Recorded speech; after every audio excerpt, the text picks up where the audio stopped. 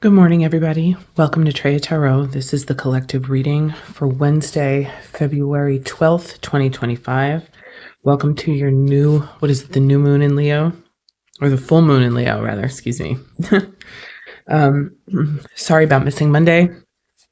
I may have some missed days over the next couple of weeks, but I will get back as soon as I can, okay? If you like these readings, please like, comment, and subscribe.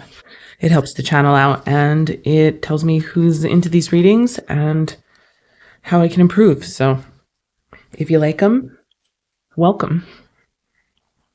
I'm using the Empyrean Tarot today. Just shuffling a little bit more. All right, let's cut the deck and see where we're at. Going for the far pile. Okay.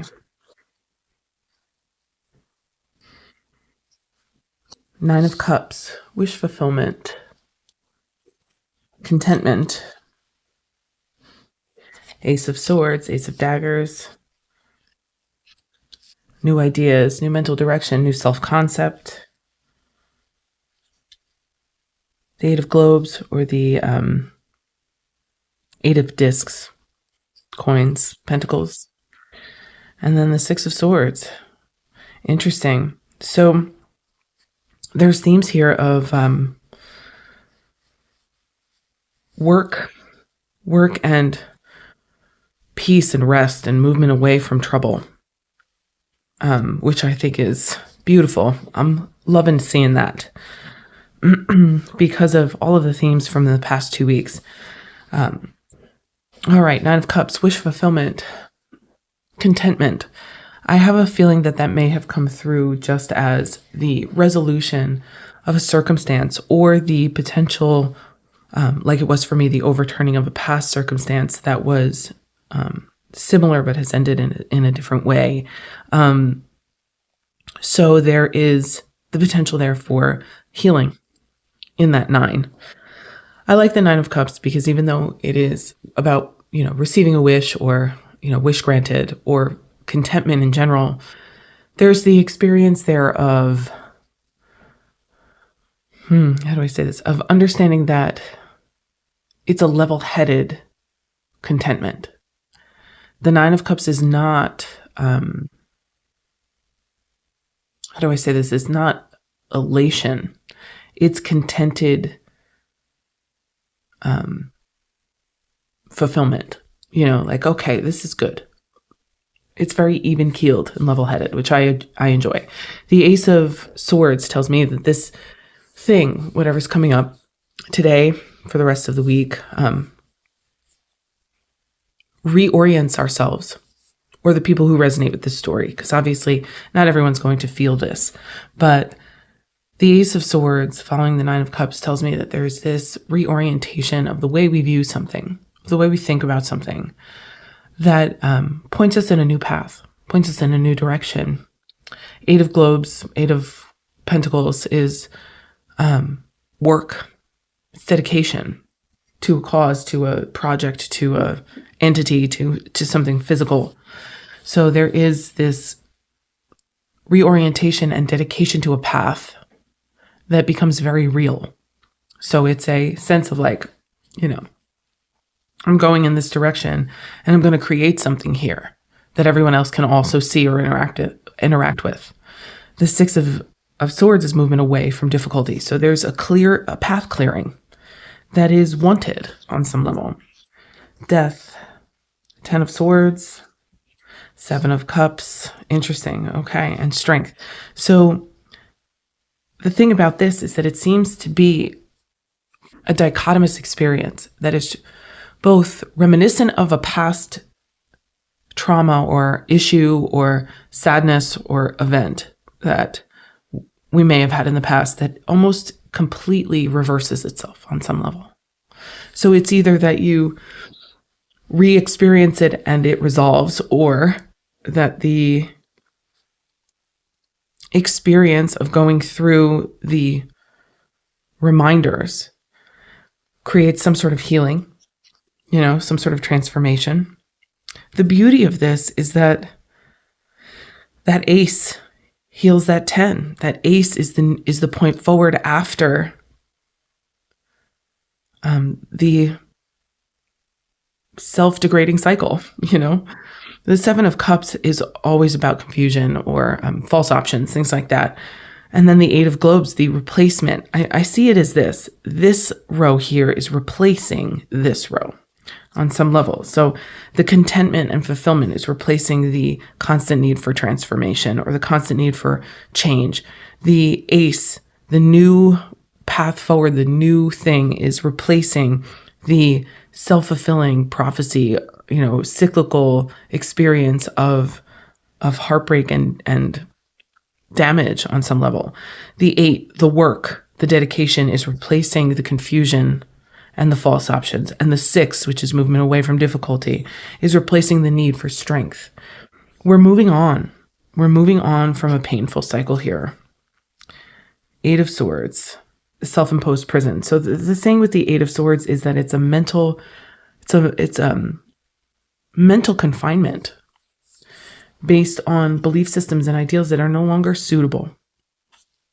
Okay, the Hanged One, the joy in the waiting,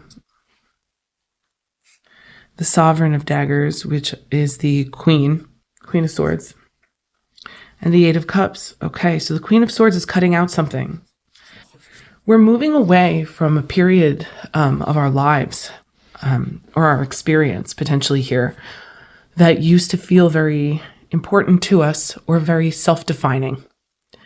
That 8 of Cups is kind of revealing to me. It's about walking away from something that used to feel like felicity or used to feel like importance or fulfillment or identity, even on some level. We are literally transforming ourselves and moving away from something or someone we were into something else entirely. And we're doing that by reevaluating and potentially throwing out ideas about ourselves that we don't need anymore because they're not providing anything of substance. That Queen of Swords tells me a lot that the Queen of Swords doesn't play around. She knows exactly what to cut out and where to go and how to do it. And she knows how to tell the truth about what she needs. There's not a lot there that goes missing. She sees the whole situation. Sometimes she can be a little narrow-minded, but for the most part, she's strong and centered and straightforward.